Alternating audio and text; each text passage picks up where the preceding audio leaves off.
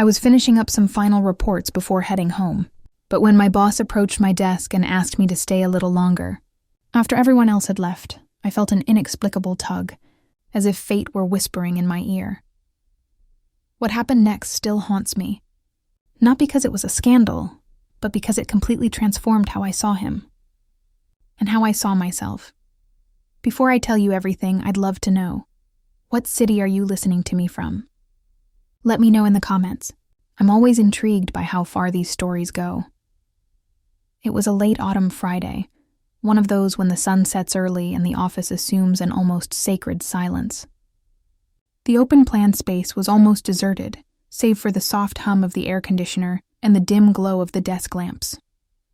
I was carefully stacking my documents when I saw Javier, my boss, emerge from his glass-enclosed office.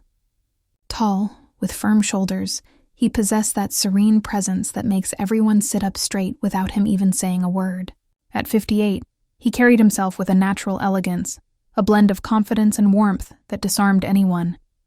He stopped next to my table, leaning lightly on the edge. "Elena, would you mind staying for a moment? There's something I'd like to go over with you," he said, his voice firm, but gentler than usual. I hesitated, glancing at the clock. It was after 7, and I was dreaming of getting home, putting on my favorite robe and making myself a hot tea. But there was something in his tone, not a command, but a genuine invitation that made me nod. "Sure," I replied. The last of my classmates shuffled down the hall until we were alone. The atmosphere shifted away from the everyday bustle. I heard every detail, the muffled click of my shoes on the carpet, the distracted tap of his pen against the desk, the distant murmur of traffic outside. Javier gestured for me to enter his office. It was lit with warm light, an oasis from the cold fluorescent lighting on the main floor. The half-open blinds let rays of urban streetlights filter onto the dark oak desk. He closed the door behind me, not with mystery, but with discreet intimacy. "I wanted to review the proposal you sent me," he explained, pointing to a folder on the table. "You've invested so much effort lately that it deserves more than a fleeting glance between meetings." I sat across from him, smoothing my skirt over my knees. We started with the details, numbers, forecasts, possible adjustments. But as the minutes passed, the conversation drifted. He asked me about my plans for the weekend, then about my daughter, who had just moved to another province. He listened with such natural attention, leaning forward slightly, his eyes fixed on mine. His interest was absolute, and he made me feel visible, not just as one of the team, but as someone with a story of my own. At one point, I burst out laughing at one of his comments, and he responded with a slow smile, one of those that lights up your eyes. I realized how little we'd spoken like that, without the chaos of calls or interruptions from colleagues. Time flew by without us even noticing. The folder was still open between us, but our words had flown far from work. He told me about his beginnings at the company, the battles he fought, the mentors who shaped him. His voice had a quiet honesty, the kind that envelops you without you noticing. I, unwittingly, opened up more than I had planned. Anecdotes from my youth, unfulfilled dreams, even fears I keep quiet. He didn't interrupt, just nodded occasionally, as if every syllable of mine counted. When I looked at the clock again, it was approaching 9. I stood up reluctantly, feeling the weight of the stillness in the office. Outside, the city bustled with headlights and blurry shadows, but inside, everything seemed to have stopped. "Thanks for staying," he murmured as I gathered my things. His voice was warm, almost confidential. "It means a lot to me," I smiled shyly. "It was nothing." As I stepped out into the hallway, the door closing behind me, I couldn't get it out of my head. Something had changed. Not with fanfare, but in that subtle way you only notice later, when you relive the moments in the darkness of your room, and that night I did. Every sentence, every glance, every silence felt heavy in my mind. I told myself it was just a conversation, but deep down, I knew it was the beginning of something I didn't yet understand. The next morning, the office seemed different. Maybe it was me, carrying the echo of that evening, but the air vibrated with a discreet electricity. I caught myself glancing toward Javier's office more than usual, wondering if he was ruminating on it too. That shared pause, how the conversation had slipped so easily beyond the professional. He arrived a little late, coffee in hand, and nodded to me as he passed my desk. Nothing out of the ordinary, but there was a warm glow in his eyes.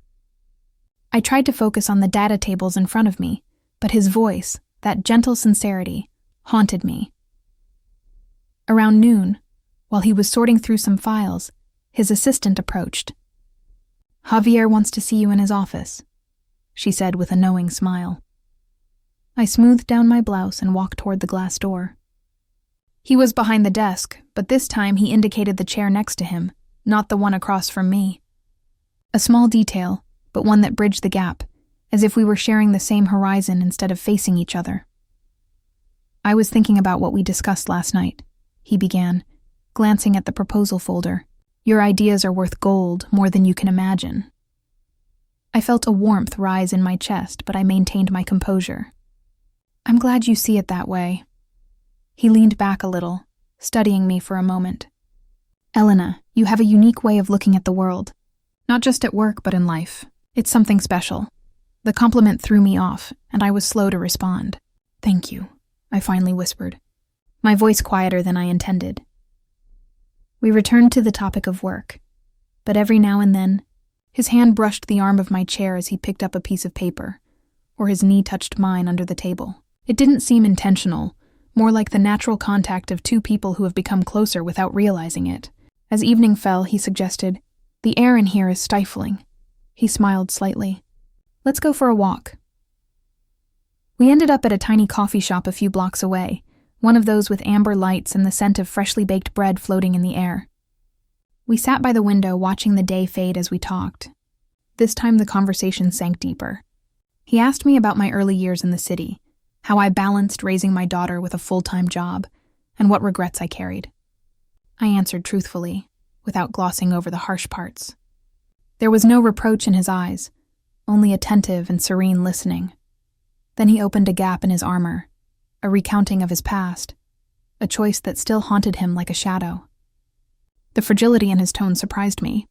In that instant, he wasn't just my boss. He was a man entrusting me with fragments of his soul, which he doesn't give away to just anyone. Returning to the office, we walked slowly, with less space between us. As we reached the building, he held the door for me, his hand resting for a second on my back as we entered. A fleeting gesture, but one that stayed with me long afterward. That night, with the team already dispersed, I saw him again by my desk. "Elena," he said quietly, "would you mind staying a little longer?" I accepted without thinking. The office fell into a blanket of silence. We didn't go straight to his office. He leaned against the wall near my desk, as if trying to erase any formal barriers. We discussed the proposal for a couple of minutes, but soon drifted off into memories of old melodies we both adored, those that evoke distant summers and forgotten moments. Finally, when I'd gathered my things, he walked me to the elevator. We stood there for a heartbeat, neither pressing the button immediately. His eyes bore into mine, and there was something unspoken, a bond we both felt but didn't name. The doors opened with a soft ding, and I stepped inside. As they closed, I saw him one last time, hands in his pockets, a subtle smile on his lips. That night in bed, I understood that this attraction was no longer mere curiosity. It was a bond, unexpected, undeniable, and one that grew silently. The following week, the work routine had an undercurrent. For everyone else, everything was normal. Meetings, calls, emails. But between Javier and me, an invisible thread united us even more. We didn't verbalize it, but I could feel it in the way his eyes lingered on me during meetings, or in the most tender tone of his voice when he spoke to me. On Wednesday afternoon, a storm hit the city. The rain pattered against the large windows, and the grayish light made the apartment more intimate, like a refuge. I stayed up late with a report, and when I looked up, I saw the lights were off. Only the hum of the air conditioning broke the emptiness, until Javier appeared in her doorway. "You're still here," he said, his voice deep. I smiled. "Just like you." He moved forward, his footsteps mute on the carpet. "The rain isn't letting up. What if we call it a day?" He paused, then added, "Unless you'd like a drink before you go." It wasn't unusual. Colleagues often went out for drinks. But there was a nuance to his proposal, as if he was looking for more than casual conversation. We ended up at a discreet bar 2 blocks away, tucked into an old brick building. The lighting was golden and soft, and the low murmur of patrons created a veil of privacy.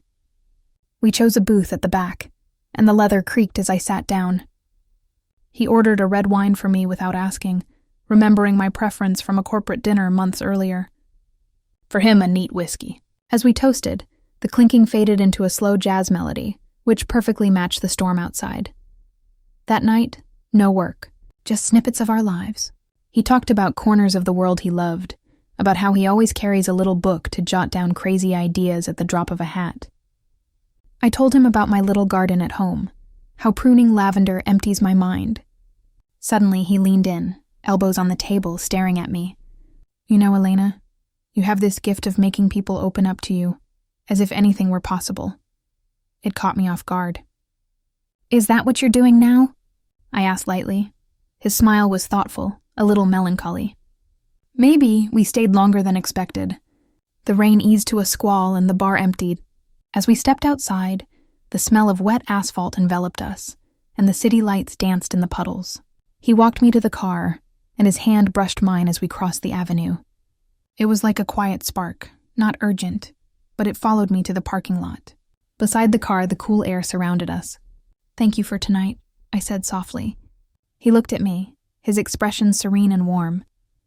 No thanks to you. I drove home slowly, my mind reeling. Our moments remained nameless, borderless, but I knew they were building up, ready to explode soon. That weekend I called upon him more than I'd admit. His deep voice as he spoke of the essentials, that calm he exuded even in his silence. It wasn't just desire. It was being truly seen, like I hadn't felt in years. On Monday, I knew I was at a fork in the road. Something was going to happen. I felt it in my gut. It just remained to be seen if I was ready for the journey. Monday was a whirlwind of agendas and superficial conversations, but beneath the surface, that attraction persisted, steady as a tide. Javier and I barely exchanged glances, but each one evoked the previous week. He told me repeatedly to focus on work, not to upset the balance, but deep down, the change was irreversible. As evening fell, the office emptied. A few stragglers were taking or hanging up calls, but the building was still breathing. I was sorting through folders when his voice sounded behind me. Elena, would you come into my office for a second? I turned and saw him there, calm but determined. I followed him, and as the door closed, the outside world faded away. He didn't sit at the desk. He went to the corner of armchairs by the window, where the city lay bathed in twilight. He invited me to sit opposite him, with a low table between us.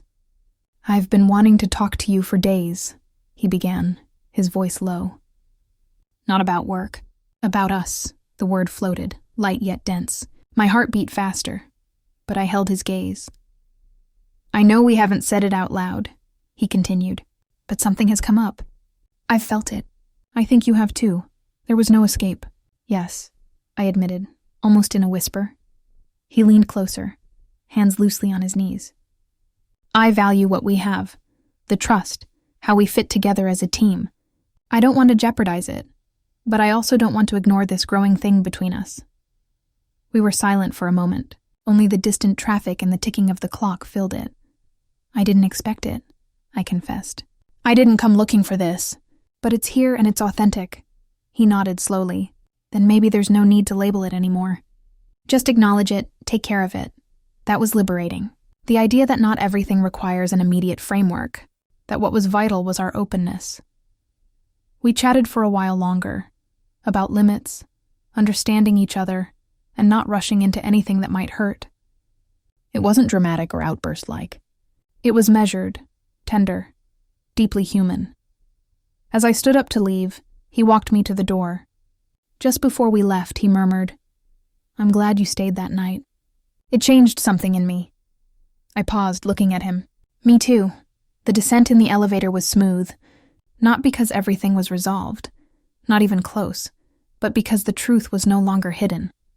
That night, in bed, I reflected on how rare it is to find someone who listens without judging, who sees you without wanting to change you. I didn't know where it would lead us, but I did know this.